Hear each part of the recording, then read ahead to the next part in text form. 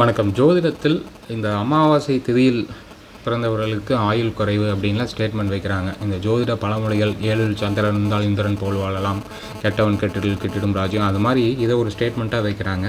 அதே மாதிரி தேய்பிறையில் பிறந்தவர்கள் பெரிய வாழ்க்கையில் பெரிய பாப்புலரிட்டி கிடைக்காது, புகழ் கிடைக்காது, ஷைன் ஆக மாட்டாங்க, வளர்பிறையில் பிறந்தால் தான் நன்மை, இப்படிலாம் மக்களாக நினைக்கிறாங்களா இல்லை யார் ப்ரொபகண்டா பண்ணுறதுன்னு தெரியல. அந்த மாதிரிலாம் எங்கேயுமே கிடையாதுங்க.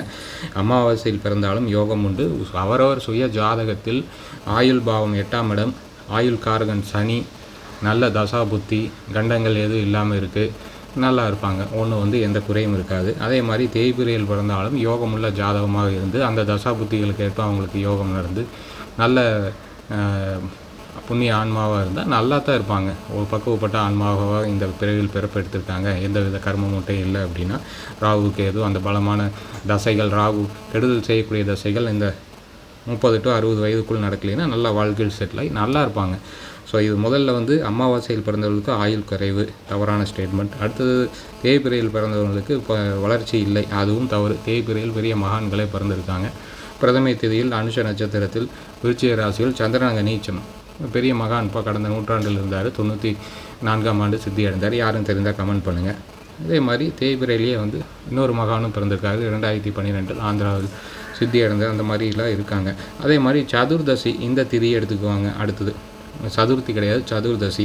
சதுர்தசி அன்னைக்கு இந்த திதி சூன்யம்னு சொல்லிட்டு இந்த உபய ராசிகள்லாம் திதி சூன்யாயிடும், 4 ராசிகள் கெட்டு போயிடும் இப்படிலாம் சொல்கிறாங்க. அப்படிலாம் எதுவுமே கிடையாது. அதுக்கு அந்த திதி சூன்யத்தை பொறுத்த வரைக்கும் அந்த ஜாதகத்துக்குள்ளேயே நிவர்த்தி இருக்கும். ஸோ அதுவும் தவறான ஸ்டேட்மெண்ட்.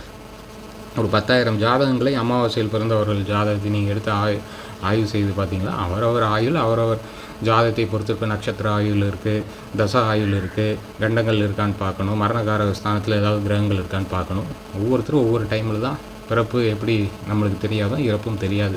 ஸோ அதெல்லாம் பொதுவான ஸ்டேட்மெண்ட். அமாவாசைனா 25 வயசு அந்த மாதிரிலாம். ஏன்னா பெண் பார்க்கும்போது இந்த பொருத்தம் பார்க்கும்போது நிறையா பேர் கேட்குறாங்க, மாப்பிள்ளை பெண் ஜாதகர்கள் அமாவாசையில் பிறந்திருக்காங்க பரவாயில்லையா, அதனால் ஏதாவது தோஷமா? அதெல்லாம் எந்த தோஷமும் கிடையாது. இந்த மாதிரி ப்ரொபகண்டா வேண்டாம். ஸோ நம்ம யூடியூப் சேனல் சப்ஸ்கிரைப் பண்ணி பாருங்கள், ஃபேஸ்புக், இன்ஸ்டா ஃபாலோ பண்ணுங்கள். நன்றி.